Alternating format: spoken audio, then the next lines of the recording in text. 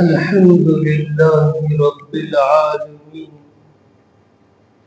والصلاة والسلام على سيد المرسلين محمد بن عبد الله الأمين وعلى آله وصحبه أجمعين أما بعد وأعوذ بالله من الشيطان الرجيم بسم الله الرحمن الرحيم وتعاونوا على البر والتقوى ولا تعاونوا على الإثم والعدوان وقال تعالى والذين تبوأوا الدار والإيمان ممن هاجر إليهم ولا يجدون في صدورهم حاجة مما أوتوا ويؤثرون على أنفسهم ولو كان بهم خصاصة ومن يوق شح نفسه فأولئك هم المفلحون.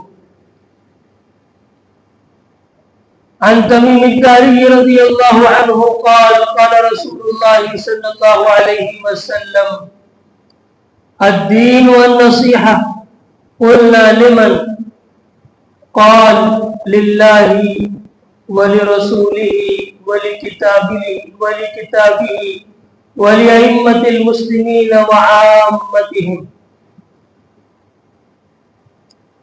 وقال جرير بن عبد الله البجلي رضي الله عنه قال بايعت رسول الله صلى الله عليه وسلم على إقام الصلاة وإيتاء الزكاة والنصح لكل مسلم. سبحانك لا علم لنا إلا ما علمتنا إنك أنت العليم الحكيم. رب اشرح لي صدري ويسر لي أمري واحلل عقدة من لساني يفقهوا قولي. اللهم صل على محمد وعلى آل محمد كما صليت على إبراهيم وعلى آل إبراهيم إنك حميد مجيد.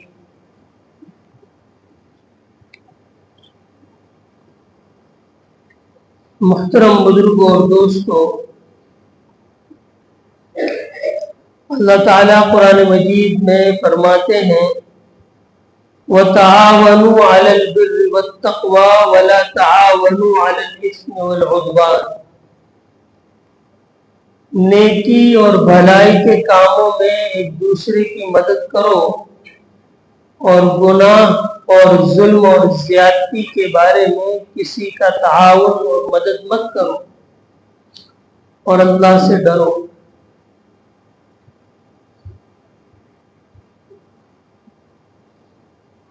اللہ تبارک و تعالیٰ نے ہم انسانوں کو مکلف بنایا ہے اپنے احکام کا. انہی احکام میں سے ایک حکم یہ بھی ہے کہ ہم اپنے بھائیوں کے ساتھ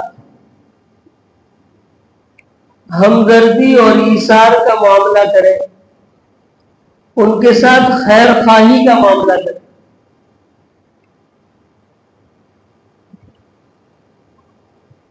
قرآن مجید میں اسی بات کو فرمایا گیا وَتَعَاوَنُوا عَلَى الْبِرِّ وَالتَّقْوَى.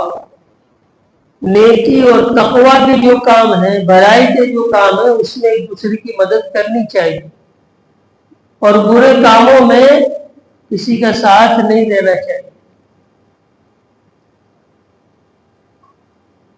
سب سے بڑا ایثار، سب سے بڑی ہمدردی کا واقعہ جو ہمیں ملتا ہے وہ ہے حضرات انصار کا مہاجرین کے ساتھ. جب مہاجرین ہجرت کر کے مدینہ منورہ پہنچے تو وہ اپنا سب کچھ چھوڑ کر آئے تھے. ان مہاجرین نے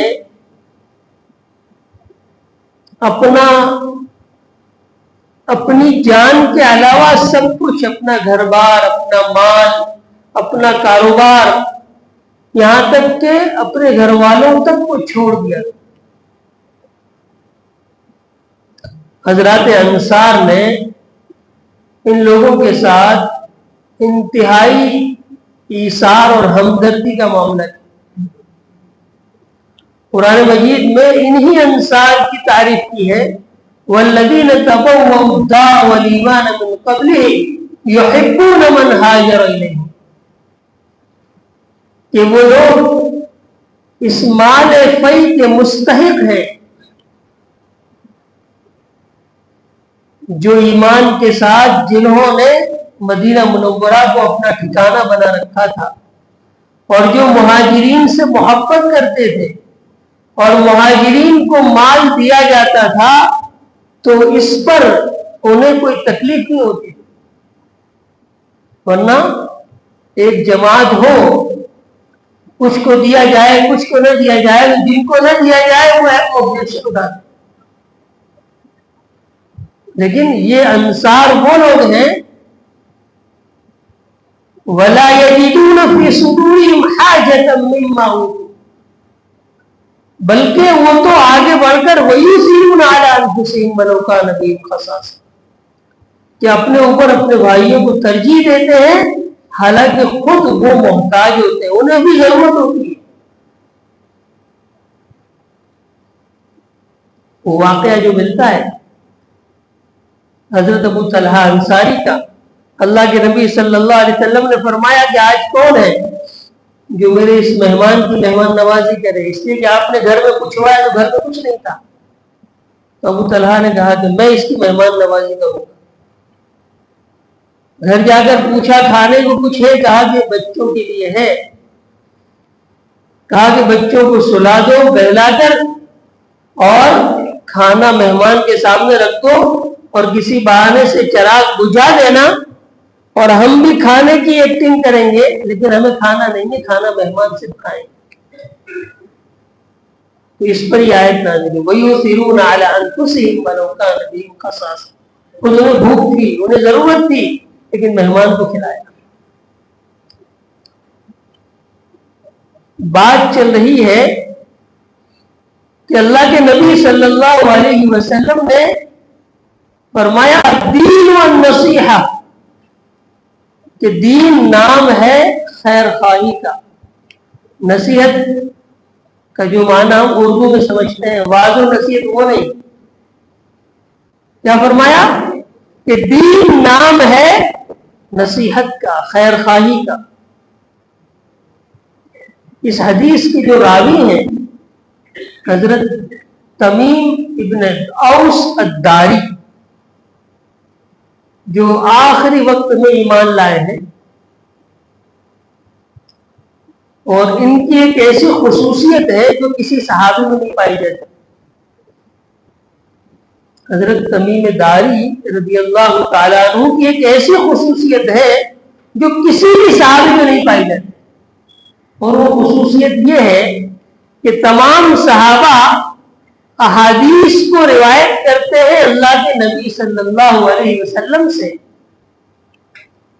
روایتیں صحابہ کس سے بیان کرتے ہیں؟ اللہ کے رسول سے، لیکن ایک روایت ایسی ہے جو اللہ کے رسول تمیم داری سے روایت ہے۔ وہ واقعہ اللہ کے رسول نے تمیم داری سے سنا اور صحابہ کو سنایا، جو مسلم شریف میں موجود ہے، لمبا واقعہ ہے، پھر کبھی اس کو لکھا۔ تو یہ حضرت تمیم داری کہتے ہیں اللہ کے رسول نے جب فرمایا الدین والنصیحہ، کہ دین نام ہے خیر خواہی کا، قلنا لمن، ہم نے پوچھا کہ کس کے لیے خیر خواہی؟ تو اللہ کے رسول صلی اللہ علیہ وسلم نے کیا فرمایا؟ للہ ولرسولہ ولکتابہ ولأئمۃ المسلمین وعامتہ، خیر خواہی ہونی چاہیے اللہ کے لیے، خیر خواہی ہونی چاہیے رسول کے لیے، خیر خواہی ہونی چاہیے کتاب اللہ کے لیے، خیر خواہی ہونی چاہیے عمراء، حکمراء اور فقہاء اور علماء کے لیے، اور خیر خواہی ہونی چاہیے عام مسلمانوں۔ یہاں 5 لوگوں کا ذکر ہے کہ ہر انسان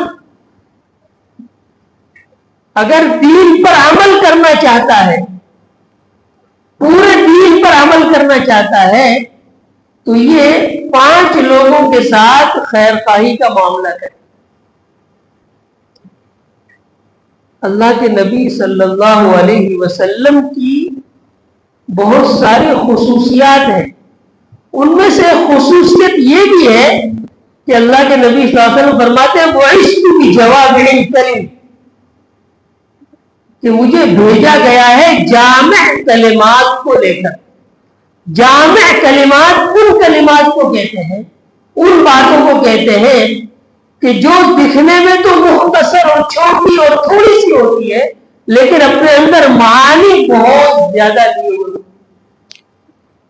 چھوٹا سا جملہ ہوتا ہے لیکن اپنے اندر بہت سارے معانی، بہت سارے مضامین اور بہت ساری تعلیمات اس کے اندر پوشیدہ ہوتی ہیں. انہی جوامع الکلمات میں سے یہ حدیث کہ اللہ کے رسول صلی اللہ علیہ وسلم نے اس حدیث پاک میں پورے دین کو بیان کر دیا. اگر کوئی 5 چیزوں پر عمل کر لے، 5 لوگوں کے ساتھ خیر خواہی کا معاملہ کر لے، تو گویا کہ پورا دین اس نے اپنے عمل میں وہ لے آیا، پورا دین پر اس نے عمل کر دیا. سب سے پہلی چیز للہ، کہ انسان ایک مومن کو چاہیے کہ وہ اللہ کے ساتھ خیر خواہی کا معاملہ. اللہ کو خیر خواہی کی ضرورت نہیں ہے. اگر ہم اللہ تعالی کے ساتھ ان کاموں کو کرتے ہیں جس کا اس نے حکم دیا ہے، ان کاموں سے بچتے ہیں جس سے اس نے بچنے کا حکم دیا ہے، تو یہ اللہ کے ساتھ خیر خواہی نہیں ہے، بلکہ یہ ہمارے لیے شرف اور عزت کی بات ہے کہ ہم اللہ کے حکم پر عمل کریں. فرمایا کہ اللہ کے ساتھ ہمدرد، اللہ کی خیر خواہی کا کیا مطلب؟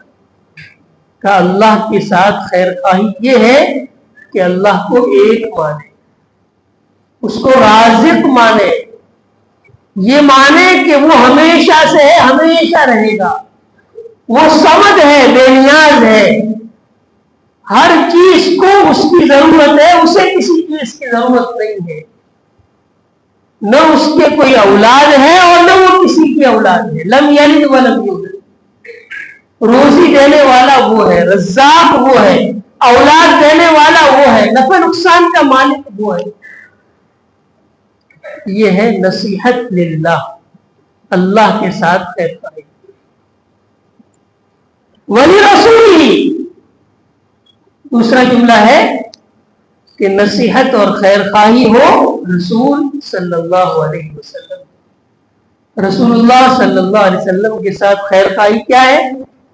رسول اللہ صلی اللہ علیہ وسلم کے ساتھ خیر خواہی یہ ہے کہ ہم آپ کو اللہ کا رسول مانیں، آخری رسول مانیں، اور اس بات پر یقین رکھیں کہ اللہ کے نبی صلی اللہ علیہ وسلم کے بعد اب کوئی کسی بھی قسم کا نیا نبی آنے والا نہیں ہے.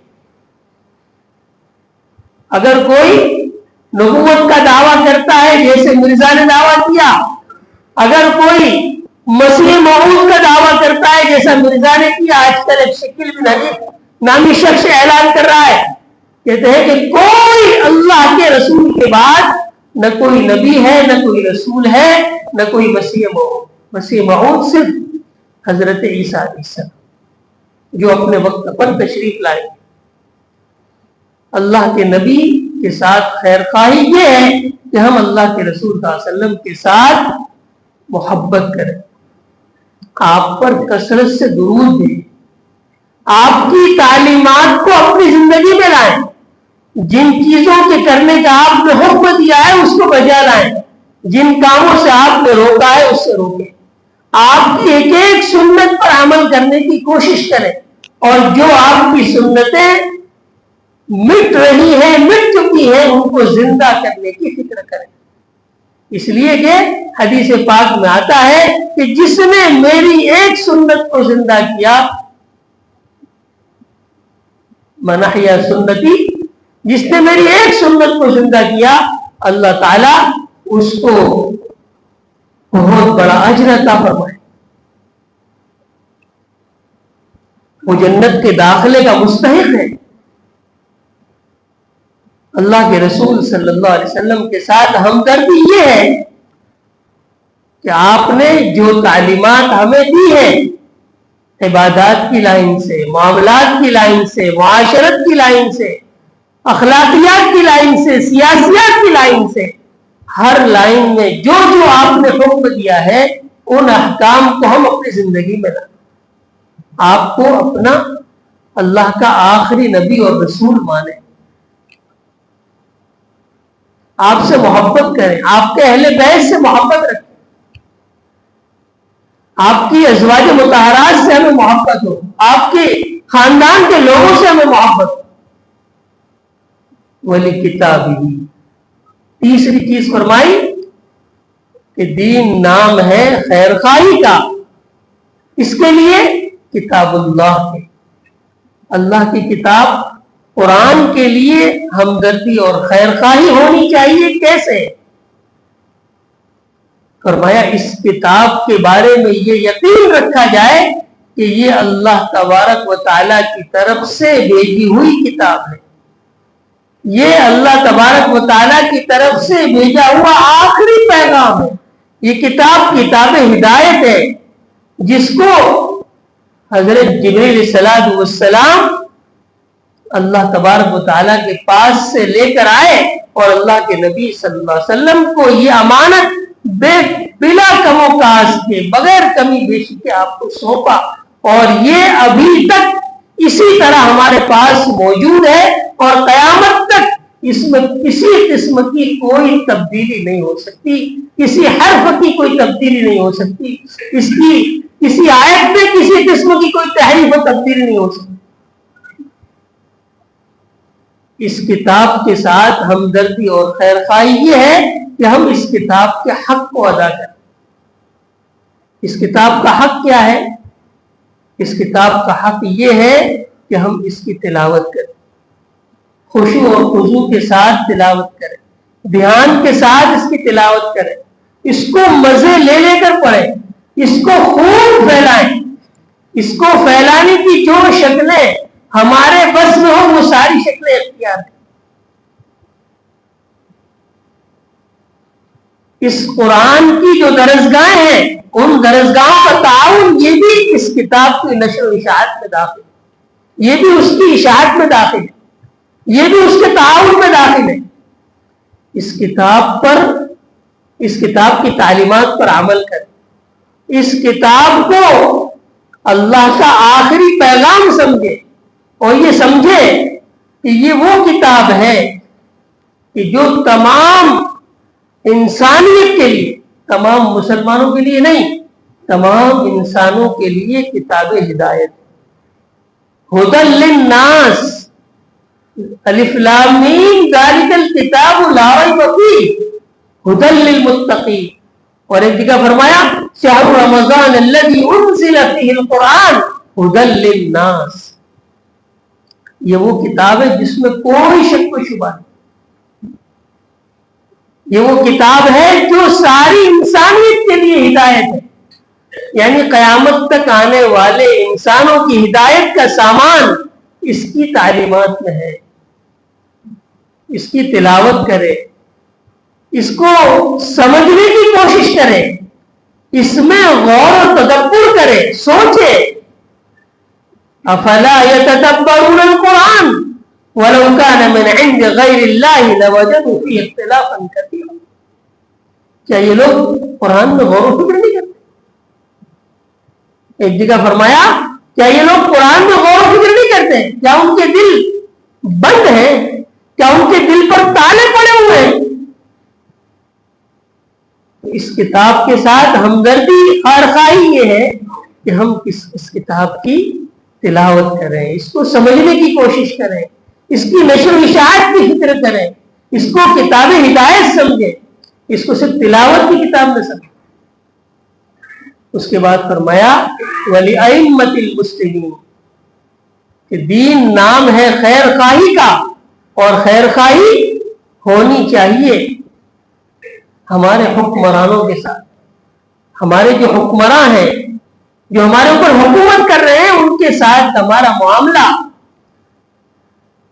تعاون والا ہونا چاہیے، اگر وہ اچھے کاموں کا حکم دیتے ہوں، برے کاموں سے روکتے ہوں، تو ہمیں ان کا ساتھ دینا چاہیے۔ اگر وہ کوئی تحریک ایسی چلاتے ہیں کہ بھئی نشہ مکت سماج بنانا ہے، تو ہمیں آگے بڑھ کر ان کا تعاون کرنا چاہیے۔ اگر وہ کوئی برائی دور کرنا چاہتے ہیں سماج سے، تو ہمیں ان کی بھرپور مدد کرنی چاہیے، ہمیں اپنا اثر و رسوخ استعمال کرنا چاہیے۔ اگر وہ تعلیم کو پھیلانے کے لیے کوشش کر رہے ہیں، تو ہمیں تعلیم کے پھیلانے کی جو تحریک ہے، اس تحریک میں ہمیں حصہ لینا چاہیے۔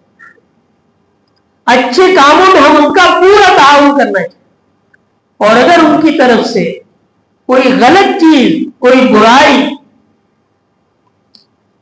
ہماری ان کی طرف سے اگر سامنے آتی ہے، تو ہمیں حکمت کے ساتھ اور وقت اور مصلحت کو دیکھتے ہوئے ہمیں اس کو روکنا چاہیے، اس کو روکنے کی کوشش کرنی چاہیے، اس کی برائی بیان کرنی چاہیے، لیکن مصلحت کے ساتھ اور حکمت کے ساتھ۔ وَلِأَئِمَّةِ الْمُسْلِمِينَ میں ایک تفسیر مفسرین محدثین نے جو کی ہے کہ اس سے مراد علماء اور فقہاء ہے، کہ ہمارے جو علماء ہیں وہ ہمیں جو وعظ و نصیحت کریں، ان کو ہم دھیان سے سنیں، اس پر عمل کریں، ان کے ساتھ خیرخواہی کا معاملہ کریں، ان کے اچھے کاموں میں ان کا تعاون کریں، ان کی مدد کریں۔ اور آخر میں فرمایا وَلِأَئِمَّتِهِمْ، کہ جو عام لوگ ہیں، وَلِعَامَّتِهِمْ، جو عام لوگ ہیں ان کے ساتھ بھی ہمدردی اور خیرخواہی کا معاملہ ہونا چاہیے۔ عام لوگوں کے ساتھ ہمدردی اور خیرخواہی یہ ہے کہ ہم ان کو اچھے کاموں کا حکم دیں، ہم برے کاموں سے ان کو روکیں، ہم ان کو یہ بتلائیں کہ کسی کو تکلیف دینا یہ اچھی چیز نہیں ہے۔